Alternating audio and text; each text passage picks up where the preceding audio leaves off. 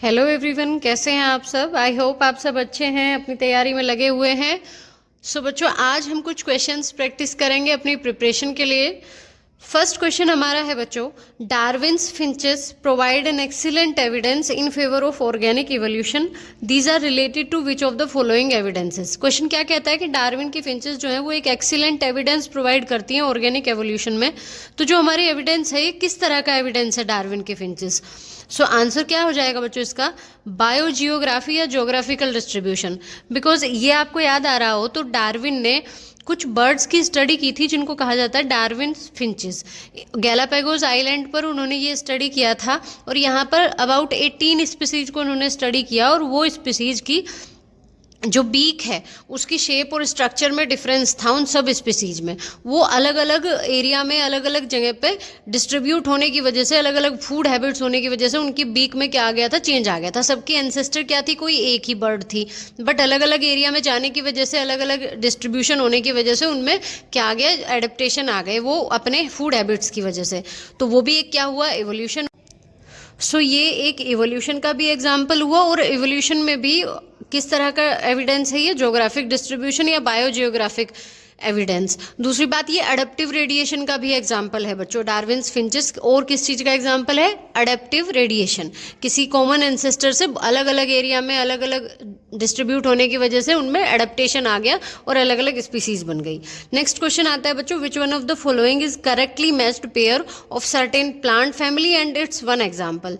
Plant family और उनके एक एक एग्जाम्पल को देखना है तो Malvaceae cotton, Leguminosae mango, Cucurbitaceae orange और ब्रेसिकेसी व्हीट। सबसे पहले देखिए Malvaceae cotton. Malvaceae cotton cotton plant जो है वो मालवेसी फैमिली में ही आता है, बट लेग्यूमिनोसी में मैंगो नहीं आता क्योंकि मैंगो की फैमिली है एनाकार्डिएसी।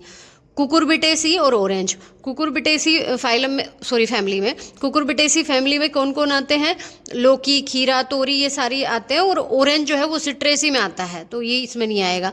ब्रेसिकेसी में सरसों आती है, व्हीट नहीं आता। व्हीट किस में आता है, पोएसी में आता है। सो इसका आंसर क्या हो जाएगा, मालवेसी कॉटन। नेक्स्ट क्वेश्चन है बच्चों, relative biological effectiveness usually refers to the damage caused by. Relative biological effectiveness किसको रेफर करती है, डैमेज कोज्ड बाय रेडिएशन। इसका आंसर क्या हो जाएगा, रेडिएशन। मींस रेडिएशन से होने वाले डैमेज को क्या कहा जाता है, रिलेटिव बायोलॉजिकल इफेक्टिवनेस।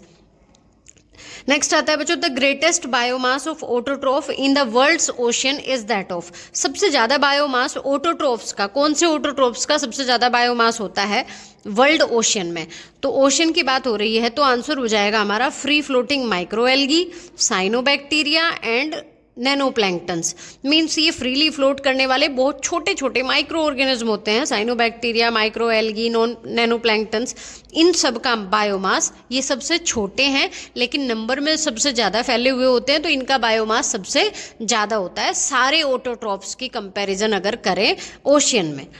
नेक्स्ट है बच्चों, enzymes are absent in. Enzymes किस में एब्सेंट होते हैं, तो एल्गी, फंजाई, साइनोबैक्टीरिया और वायरस। आंसर क्या हो जाएगा हमारा, वायरस। बिकॉज वायरस ही लिविंग और नॉन लिविंग के बीच की कनेक्टिंग लिंक माने जाते हैं।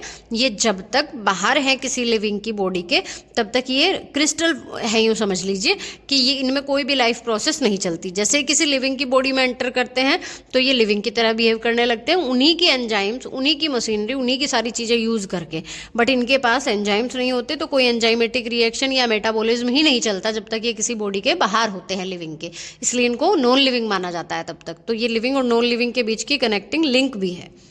नेक्स्ट है बच्चों, an institution where valuable plant material likely to become irretrievably lost in the wild और in cultivation is preserved in a viable condition is known as. कहने का क्या मतलब है कि कोई ऐसा इंस्टीट्यूशन जहाँ पर वैल्यूएबल प्लांट मटेरियल जो कल्टीवेशन में या फिर नेचुरली क्या हो चुके हैं, वाइल्ड में लॉस्ट हो चुके हैं, उनको प्रिजर्व करना विएबल कंडीशन में कि उनसे नया प्लांट बनाया जा सके, वो कहाँ होता है। तो आंसर हो जाएगा हमारा क्या, हर्बेरियम। हर्बेरियम में हम ऐसे प्लांट्स को क्या करते हैं, स्टोर करके रखते हैं, प्रिजर्व करके रखते हैं। नेक्स्ट है, for yielding 1 molecule of glucose Calvin cycle turns. Calvin cycle कितनी बार होती है, एक मोलिक्यूल ग्लूकोज लेने के लिए। तो ग्लूकोज का एक मोलिक्यूल लेने के लिए हमें 6 कार्बन डाइऑक्साइड की ज़रूरत होती है बच्चों।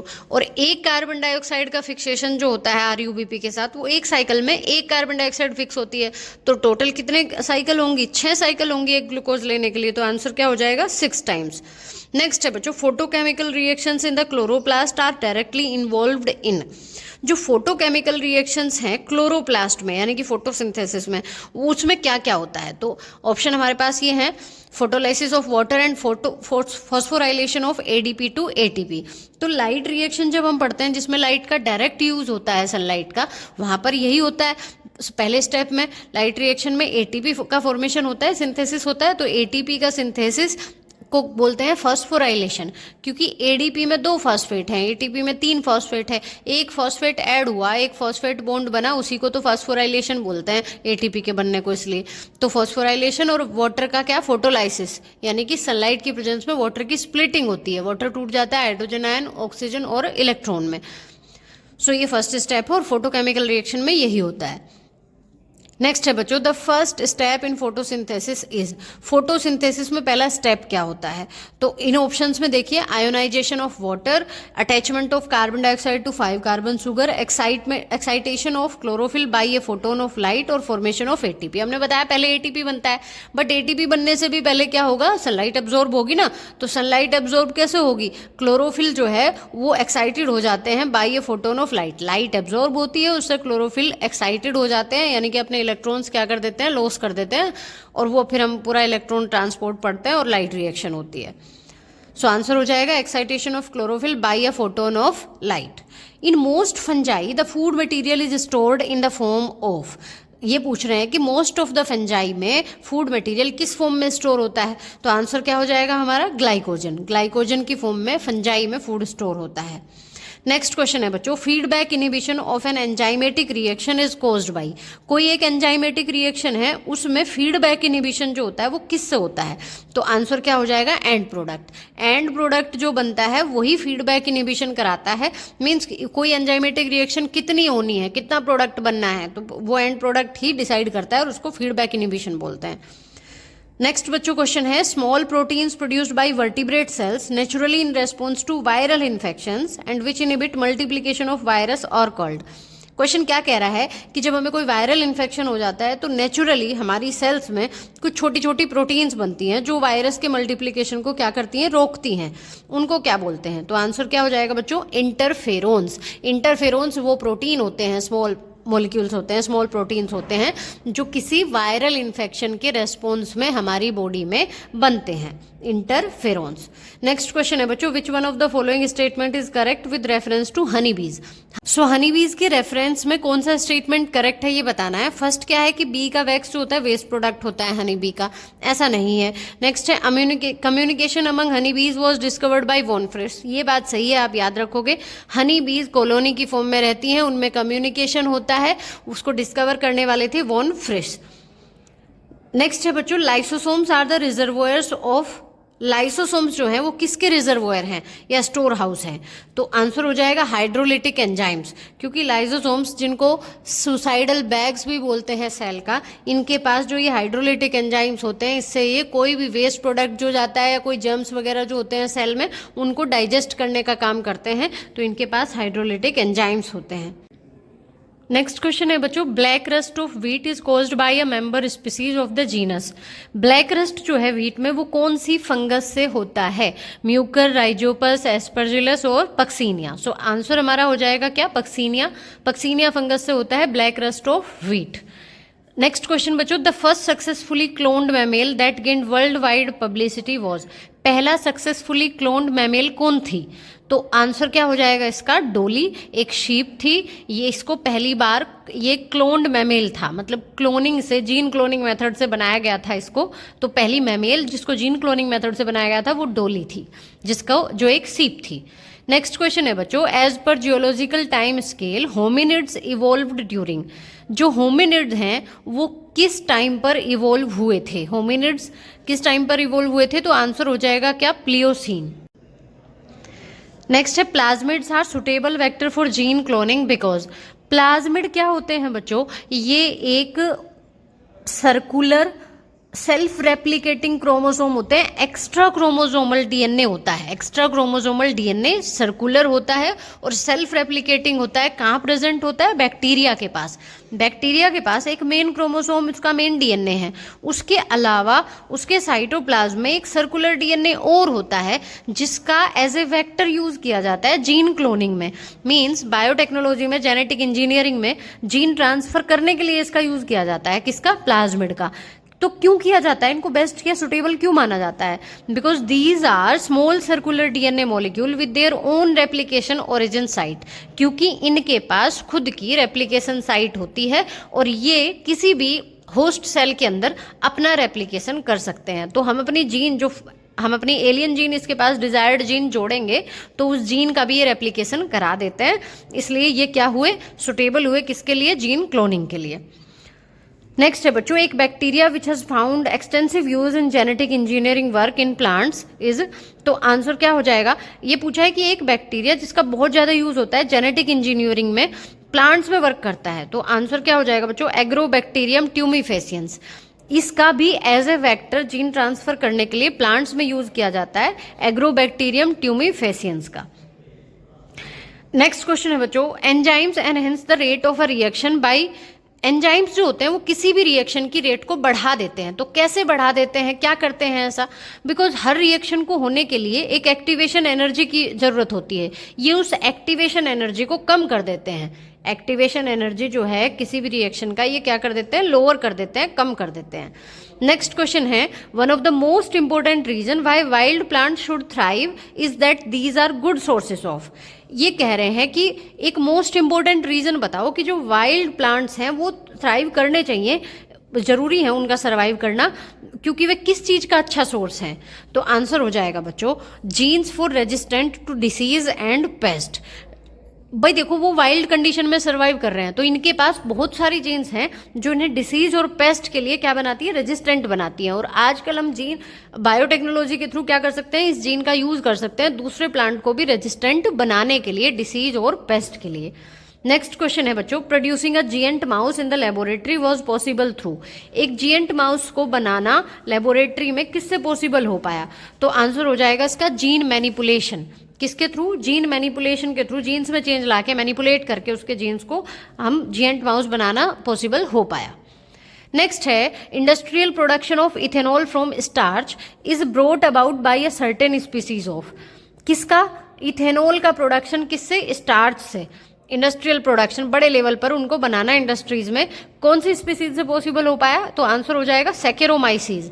सेकेरोमाइसीज सर्विसी, जिसका कॉमन नेम क्या है? ईस्ट है, जो ब्रूअर्स इंडस्ट्री यानी कि अल्कोहल में और बेकिंग इंडस्ट्री यानी कि ब्रेड बनाने में भी इसका यूज होता है। तो इसलिए इसको बेकिंग ईस्ट भी बोलते हैं और ब्रूअर्स ईस्ट भी बोलते हैं। साइंटिफिक नेम क्या है? सेकेरोमाइसीज सर्विसी। नेक्स्ट क्वेश्चन है बच्चों, a water fern which is used as a green manure in rice field. Rice field में ग्रीन मैन्योर की फॉर्म में, मींस बायो फर्टिलाइजर की फॉर्म में यूज किया जाता है कौन सी फर्न का? तो आंसर हो जाएगा इसका क्या? एजोला, जो कि नाइट्रोजन फिक्सेशन में रोल प्ले करती है। नेक्स्ट है बच्चों, the endangered largest living lemur indri indri is inhabitant of. Indri indri क्या है? एक लार्जेस्ट, सबसे बड़ा लिविंग लेमूर है। लेमूर की एक वैरायटी है और एंडेंजर्ड में आती है, मींस इसके एक्सटिंक्ट होने का खतरा है। तो ये कहाँ की इनहेबिटेंट है? आंसर होगा मेडागास्कर। नेक्स्ट क्वेश्चन है बच्चों, एटीपी इज अ। एटीपी क्या है? तो ऑप्शन हमारे पास क्या क्या है? न्यूक्लियोटाइड, न्यूक्लियोसोम, प्यूरिन बेस या न्यूक्लियोसाइड। तो आंसर हो जाएगा इसका क्या? न्यूक्लियोटाइड। एटीपी न्यूक्लियोटाइड कैसे है बच्चों? एडिनोसिन ट्राइफॉस्फेट, ऐसे ही बनता है जीटीपी, ऐसे ही बनता है सीटीपी, ग्वानोसिन, साइटोसिन, थाइमिडीन। वो कैसे होते हैं बच्चों? एक तो हमारे पास होती है पेंटोज शुगर, और उस पेंटोज शुगर से यहाँ क्या जुड़ गया? एक nitrogenous base. Nitrogenous base adenine, guanine, thymine, cytosine कुछ भी हो सकता है, प्यूरिन भी हो सकता है, पिरिमिडीन भी, और ये शुगर हो गई। और इस पे जब ये जुड़ते हैं तो इसको बोलते हैं न्यूक्लियोसाइड। जब इस पे एक फॉस्फेट ग्रुप भी ऐड हो जाता है तो बन जाता है न्यूक्लियोटाइड। और ऐसे ऐसे बहुत सारे न्यूक्लियोटाइड मिलकर बनाते हैं पॉलीन्यूक्लियोटाइड चेन, यानी डीएनए हमारा। और जब डीएनए, बहुत सारे डीएनए, जब डीएनए लिपट जाता है प्रोटीन्स के साथ तो वो बन जाता है न्यूक्लियोसोम। तो ना ही न्यूक्लियोसाइड, न्यूक्लियोसाइड तो इन दो को मिला के बनता है, बस शुगर और नाइट्रोजनस बेस को। और प्यूरिन बेस क्या है? खाली ये हो गए नाइट्रोजनस बेस जिनको हम कह रहे हैं। एडिनिन और ग्वानिन, और न्यूक्लियोसोम बनता है डीएनए और प्रोटीन से, तो आंसर हो जाएगा न्यूक्लियोटाइड। एटीपी क्या है? न्यूक्लियोटाइड है। नेक्स्ट क्वेश्चन है बच्चों, the largest known ovule, largest male और फीमेल गैमेट्स और लार्जेस्ट प्लांट किस ग्रुप में पाए गए हैं? तो इसका आंसर हो जाएगा जिम्नोस्पर्म। जिम्नोस्पर्म ग्रुप जो है प्लांट का, उनके पास सबसे ज़्यादा बड़े ओव्यूल, सबसे बड़े मेल फीमेल गैमेट्स और सबसे बड़े प्लांट्स इसी में है। नेक्स्ट है बच्चों, which one of the following correctly matches a sexually transmitted disease with its pathogen? कौन सी एसटीडी इनमें से उसके पैथोजन से करेक्टली मैच है? तो फर्स्ट है एड्स। एड्स का बैसिलस एंथ्रेसिस दिया हुआ है, नहीं, एड्स का क्या होता है? एचआईवी होता है, human immuno deficiency virus. Next है सिफिलिस। सिफिलिस का दिया हुआ है ट्रिपोनिमा पैलिडम, ये करेक्ट हो जाएगा, सिफिलिस का ट्रिपोनिमा पैलिडम। नेक्स्ट है यूरिथ्राइटिस। यूरिथ्राइटिस क्या होता है बच्चों? बहुत सारे बैक्टीरिया से होता है, क्लेमाइडिया से या गोनोरिया से, इन बैक्टीरिया से, बट एंटामीबा जिंजीवेलिस से नहीं होता। नेक्स्ट है गोनोरिया। गोनोरिया किससे होता है? निजेरो गोनोरिया, निजेरो गोनोरिया लीशमानिया से नहीं होता। नेक्स्ट है removal of apical bud of a flowering plant, या फिर प्रूनिंग भी बोलते हैं उसको, लीड्स टू। क्या किया हमने? किसी प्लांट की एपिकल बड को, फ्लावरिंग प्लांट की जब हम एपिकल बड को रिमूव करते हैं तो उससे क्या होता है?